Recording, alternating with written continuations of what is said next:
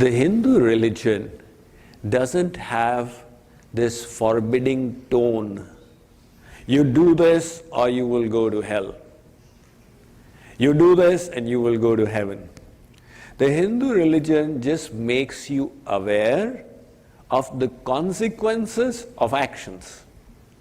So it doesn't forbid you from meat eating, but it tells you the consequences of what you eat. The Bhagavad Gita talks about 3 kinds of foods. There are foods in the mode of goodness, foods in the mode of passion, and foods in the mode of ignorance. Foods in the mode of goodness are those, the natural stuff that God has created for humans, the vegetables, the fruits, the milk of the cow, the grains. When you eat these, your body becomes healthy, your mind becomes calm and peaceful, and your inner being becomes conducive to enlightenment.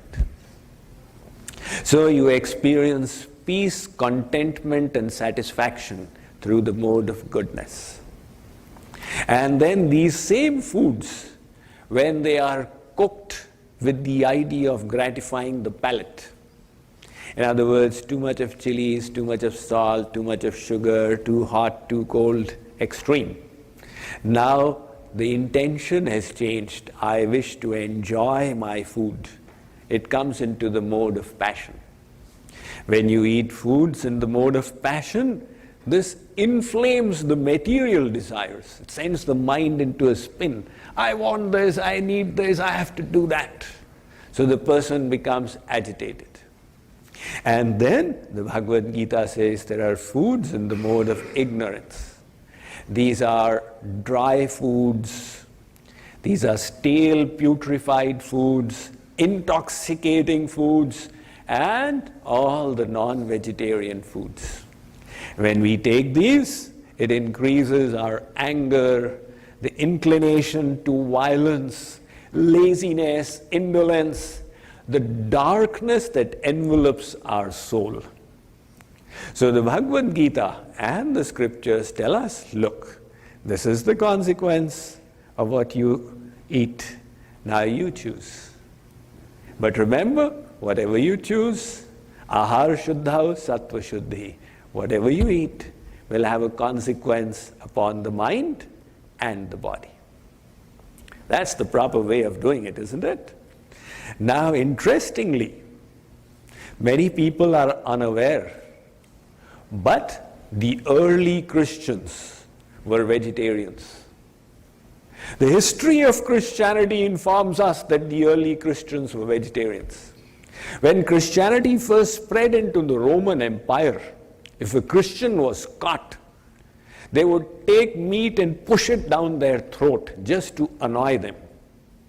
However, when it got adopted as the official religion of the Roman Empire, at that time, meat eating became allowed by the law.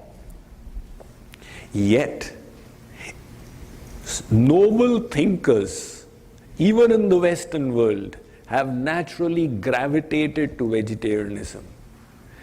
The age of Enlightenment philosophers in America, Ralph Waldo Emerson, Henry David Thoreau, they were vegetarians. Benjamin Franklin was a vegetarian. George Bernard Shaw, Bertrand Russell, Leonardo da Vinci, whose IQ was estimated at 230, one of the highest ever. They were all vegetarians. The early Buddhists, the primary teaching of the Buddha was vegetarianism. Right? Now, you don't find too many Buddhists following it. But that is the pure teachings of their scriptures. So Hinduism is not the only scripture or only religious tradition that talks about vegetarianism. It has been practiced around the world. And slowly, slowly, the Western world is also coming to this realization that, wow, vegetarianism is such a boon, and they are linking it to good health. It's a medical fact that meat eaters have a 200% chance of catching cancer compared to non-meat eaters. And why is that? Meat putrefies so rapidly. So it needs to be expelled quickly. That is why the carnivorous animals have very small intestines. It comes in and quickly it goes out. The human intestines are 10 times the body length. When meat remains in the system for so long, it causes disease.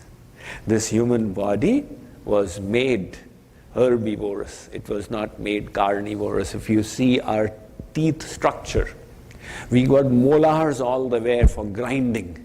The carnivores, they've got incision teeth, for cutting the flesh. They don't have molars.